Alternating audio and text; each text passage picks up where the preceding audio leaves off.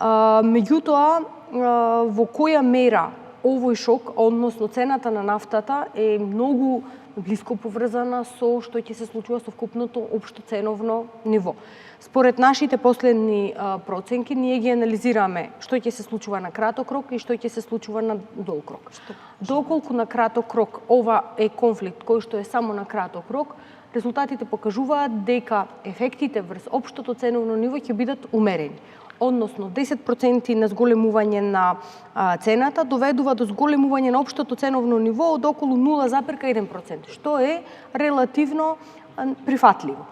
Меѓутоа, на долг рок, доколку оваа криза потрае, резултатите упатуваат дека ако се зголеми цената на нафтата, може магнитудата врз општото ценовно ниво да се движи од 0,25 до 1,65% поени, кое што е ниво кое што не е толку умерено, е релативно значајно за нашата економија.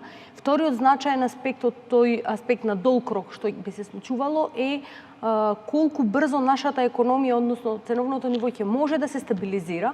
Тоа е вториот веќе следен чекор на кој што треба да размислуваме. Меѓутоа, сепак, во овој момент проекциите се дека ваквиот конфликт на Блискиот Исток и цените на нафтата ќе влијаат умерено врз општото ценовно ниво. Тоа се проекциите во овој момент, сепак земајќи ги предвид вкупните неизвестности кои што постојат и промената на ситуацијата од ден на ден, апсолутно се согласувам дека владата треба будно да ги следи промените и доколку е неопходно навремено нормално да реагира.